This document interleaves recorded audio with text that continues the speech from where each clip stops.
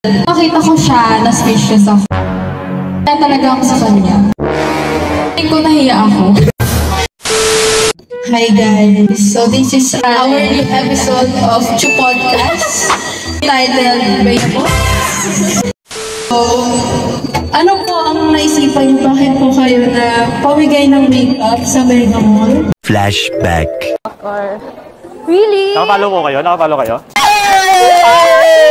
Because you follow me! Yes! Do you use Maybelline product? End of flashback. Hindi, tatanungin kita. Kamusta naman yung experience nung makita mo si Bea Bores na personal? Nakita ko siya, na-speechless ako and umalis ako. Kasi nga, nahiya talaga ako sa kanya.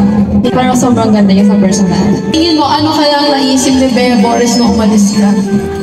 Feeling ko nahiya ako.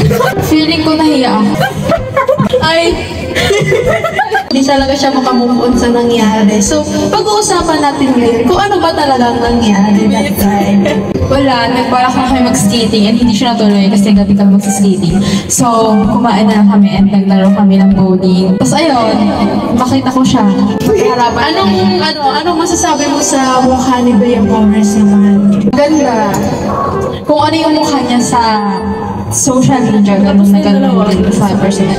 Kung ano ba yung ugali ni Bea Bores sa social media, ganun ba yung pinapakita niya sa inyo? Sobrang mabait siya sa personal. Wala akong pake. Bahala sila. Basta hindi ako basher. Masaya ka naman dahil nakita mo siya tsaka sa mga makeup na binigay sa'yo. Kay Glyza.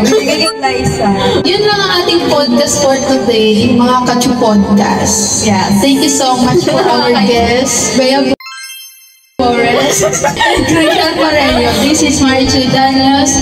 Peace out.